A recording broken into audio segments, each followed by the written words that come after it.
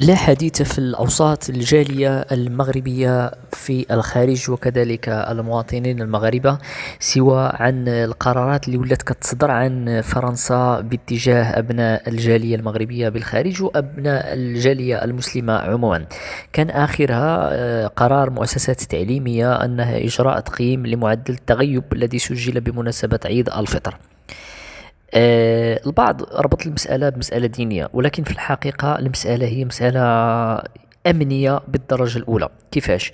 بعض المصادر كتقول بأن الدولة العميقة الفرنسية كتقوم بوضع قوائم للعائلات المسلمة الملتزمة بتعاليم الدين، ولن يكون هناك أي تضييق على هذه العائلات، بل سيتم التركيز على الاهتمام بها أكثر من غيرها، وستوضع تحت المراقبة، وغادي يتعاملوا معها بصرامة مع أحد أفرادها إذا خالف القانون.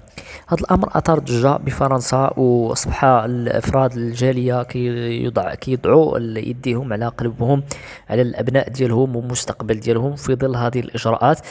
خاصة أن المغرب الآن يعني شبه دخل واحد المرحلة أخرى، إبعاد الفرنسية من المؤسسات التعليمية، وكذلك يستعد أنه ستولي الإنجليزية هي لغة المستقبل في الكتب وفي الدراسة وفي المؤسسات وفي الإدارات. هذا الامر هذا حرك الجاليه، وكل كيخاف ان فرنسا بغات واحد الاسلام جديد، بغات تضعو انها يكون اسلام جديد. وهذا السبب نشأت واحد المؤسسه سمتها اسلام فرنسا، ووضعت على راسها للغريب جدا مسيحي هو جون بيير شوفينمان.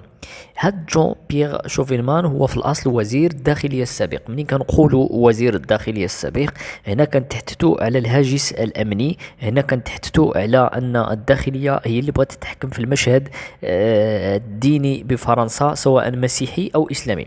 هذا الشيء ولا كيخوف فرنسا وبعض الدول الاوروبيه على ان ابناء الجاليه المسلمه بداو كيكثروا اكثر من اللازم في اوروبا، واصبحت الاسماء محمد، فاطمه، علي وغيرها من الاسماء بدات كتكاثر في الاوساط الجاليه.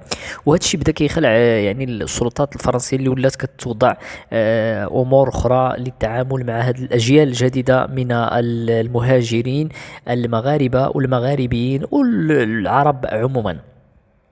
مؤخرا فرنسا كانت منعت كذلك واحد القاضي محامية مسلمة، واحد القاضي منع محامي مسلمة محامية مسلمة أن تضع الحجاب من دخول المحكمة.